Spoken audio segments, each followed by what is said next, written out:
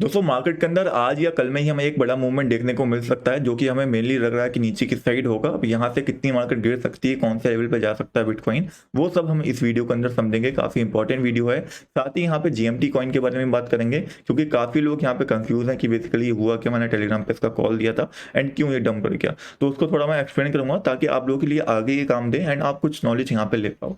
सबसे पहले बिटकॉइन का अगर हम अपडेट लें तो हमने प्रीवियसली आपको याद होगा डिस्कस करा था कि यहाँ पे डबल टॉप बना है, डबल टॉप बन के ब्रेकआउट हुआ है। और अगर ये ब्रेकआउट हो जाता है, अगर यहाँ पे डेली कैंडल्स के नीचे बन जाती है, तो मार्केट अच्छा खासा यहाँ से डंप लेगी। एंड वहां से अगर आप कैलकुलेट करोगे उस कैंडल के बाद से जब वो क्लोजिंग दी, तो वहां से मार्केट ऑलरेडी लगभग लगभग यहाँ से गिर चुकी है 3 से 3.5% तक का। ठीक है, 3 से 3.5% का डंप ले चुकी है। एंड अगर आपने वहां पे शॉर्ट ओपन करा था अपना, तो आपका क्लोजिंग एरिया कहाँ पे रहेगा, लगभग $39,800, और आपका स्टॉप लॉस अभी शिफ्ट हो जाएगा $43,200 के आसपास, अगर आपने वहां से शॉर्ट लिया था तो। अब यहाँ पे दूसरी जो इंपॉर्टेंट चीज हमारे लिए है वो है यहाँ पे 4 आवर चार्ट के अंदर देखना कि 4 आवर चार्ट के अंदर क्या चल रहा है। ये डेली कैंडल के हिसाब से है। आज मैं क्यों बोल रहा हूँ कि डंप आ सकता है, आज बेसिकली यूएस का जो स्टॉक मार्केट है S&P 500 जो इंडेक्स है वो यहाँ पे खुलेगा एंड वो लगभग 7:30 से 8 के बीच में खुलता है। तो वहां पे जैसे ही रिएक्ट करेगा खुलने के बाद, वैसे ही इंपैक्ट करेगी यहाँ पे stock market, Indian stock market भी थोड़ी थोड़ी, और फिर बिटकॉइन भी वैसे ही रिएक्ट करता है। हमने देखा है, इसको बहुत अच्छे से फॉलो करता है।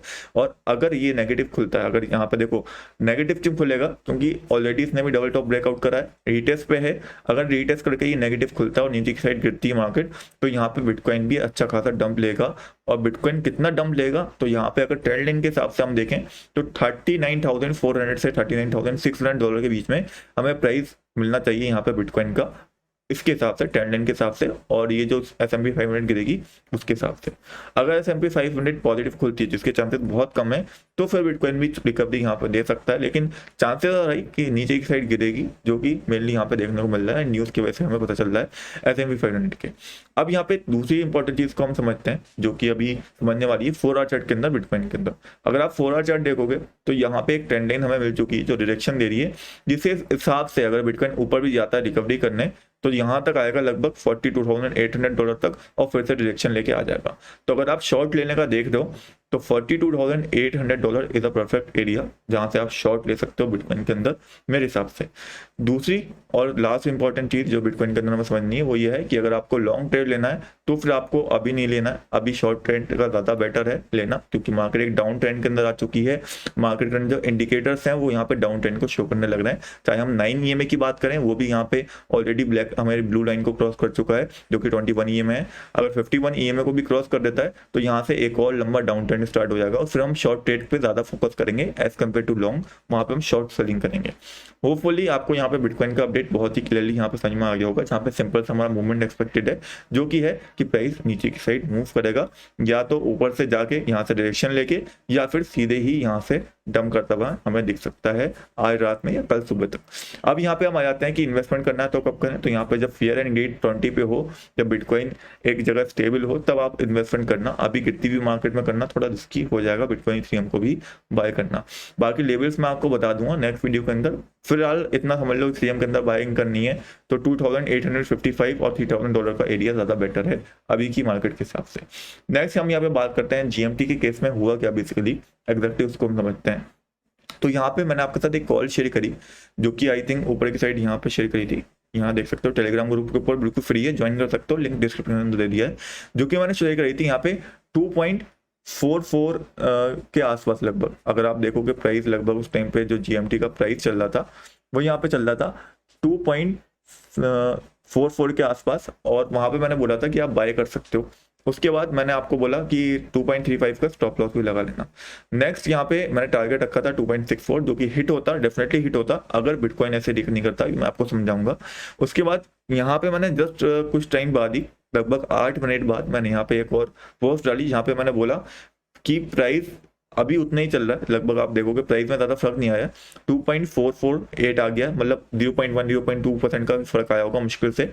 यहाँ पे आप ट्रेड एग्जिट कर सकते थे। मैंने बोला for less risk wait for a candle to be close green with volume above trade, मतलब ऊपर वाली जो ट्रेड है उसमें आप वेट करो कि 4 घंटे की कैंडल यहाँ पे ये जो बन रही है ये ग्रीन क्लोज हो और वॉल्यूम के साथ क्लोज हो, तब आप लॉन्ग ट्रेड लेना, तो ज्यादा कम रिस्की रहेगा अगर आप ये ट्रेड ले रहे हो या फिर आप ये बाइंग कर रहे हो। तो क्यों बोला अभी मैं आपको समझाता हूँ। उसके बाद फिर यहाँ पे मैंने ये बोल दिया don't take trade before confirming support as mention in above ticks, मतलब यहाँ पे जब तक कि सपोर्ट कंफर्म नहीं होता तब तक आप ये ट्रेड मत लो। अब यहाँ पे हुआ क्या, ये वाला तो चलो लेट डाला मैंने, मैं खुद बोलता हूँ, लेकिन ये सब जो ऊपर डाला था वो मैंने उसी टाइम डाल दिया था जब प्राइस में इतना फर्क नहीं आया था। अब यहाँ पे भैया कुछ साहब यहाँ पे आके कमेंट करने लगे कि भाई ऐसा लॉस हो रहा है, ये वो हो रहा है। तो भाई देखो, पहले मैंने ट्रेड दिया था उससे लोगों का प्रॉफिट हुआ, इस बार मैंने ट्रेड इसलिए जल्दी दे दिया ताकि ज्यादातर लोग प्रॉफिट बना पाए। तो मैंने आपके लिए ही जल्दी ट्रेड दिया था, लेकिन जब मैंने वॉल्यूम बाद में देखा तो वहां पे मुझे देखने को मिल गया कि ट्रेड अभी कंफर्म नहीं हो रहा, तो मैंने वो भी शेयर कर दिया। तो वहां पे आप एग्जिट कर सकते थे, कोई बड़ा लॉस आपको वहां पे नहीं हो रहा था।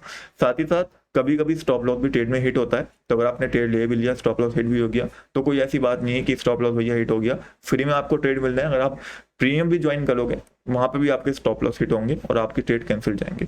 अब बात करते हैं ट्रेड यहाँ पे हमारे अकॉर्डिंग क्यों नहीं गया। तो यहाँ पे सिंपल सी चीज है, जीएमटी कॉइन अच्छा चल रहा था, यहाँ पे एक ब्रेकआउट हमें देखने को मिल रहा था ट्रेंड लाइन का, ऊपर की साइड कैंडल बन गई थी, लेकिन यहाँ पे हुआ क्या, ये वाली कैंडल बननी थी ग्रीन और वॉल्यूम के साथ बननी थी, लेकिन बिटकॉइन के चलते बिटकॉइन ने उसी टाइम आप देखोगे डंप करना स्टार्ट कर दिया, जिसकी वजह से ये वाली जो हमारी कैंडल थी ये बन गई यहाँ पे रेड। अगर आप देखोगे वॉल्यूम भी देखोगे सेलर्स की, तो यहाँ पे आप देखो कंपेयर करो, वॉल्यूम सेलर्स की लगातार कम हो रही है। अगर मैं 1 आवर चार्ट आपको दिखाऊं, यहाँ पे आप देखो वॉल्यूम जो सेलर्स की वो कम हो रही थी यहाँ पे, लेकिन जैसे ही बिटकॉइन का ये वाला इंडिकेशन आया, बिटकॉइन का डंप का आया, वैसे ही यहाँ पे वॉल्यूम बढ़ना स्टार्ट हो गई। अभी जो वायर्स हैं वो यहाँ पे कम है क्योंकि बिटकॉइन ने यहाँ पे डंप करना स्टार्ट कर दिया। तो काम जो खराब करा मेन वो हमारे यहाँ पे करा बिटकॉइन ने।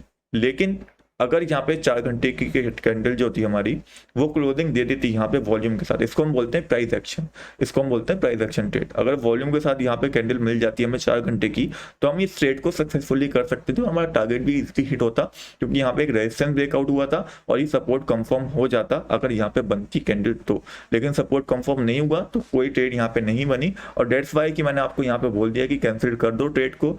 और अगर वहां पे भी करा था तो मुझे नहीं लगता कोई बड़ा लॉस हुआ होगा, लेकिन हाँ अगर आपने ट्रेड नहीं करा कैंसिल तो अब बड़ा लॉस हो सकता है आपका, बिकॉज अब तक काफी टाइम वहां पे हो चुका है। तो अगर आप अपडेट रहते हो टेलीग्राम पे तो पूरी चीजें देखा करो, कभी कभी हो जाता है, मैं भी इंसान हूँ, कभी कभी थोड़ा बहुत ऊपर नीचे हो जाता है, मैं नहीं करा कि मैं 100% डिसीजन देता हूँ। लेकिन आपको फ्री में कॉल्स मिलनी है, इसका मतलब ये नहीं कि आप उसके ऊपर पूरा डिपेंड हो जाओ, आपको अपना माइंड भी थोड़ा सा वहाँ पे यूज करना है और एक्टिव रहना है। अगर आप कॉल्स ले रहे हो तो वहाँ पे एक्टिव रहो, नेक्स्ट कॉल्स क्या वहाँ पर मिलती। होपफुली आपको यहाँ पे चीज़ समझ में आई होंगी। बाकी आई एम सॉरी कि मैंने थोड़ा सा यहाँ पे हल्का फुल्का लेट दिया, मैं यहाँ पे वैसे कंफर्म कर दिया था, बट उसके बाद भी अगर आपको लगता है गलती है तो उसके लिए सॉरी, क्योंकि मुझे लगता है थोड़ी मोटी गलती है, इतनी कोई बड़ी गलती नहीं है, सबसे हो जाती है।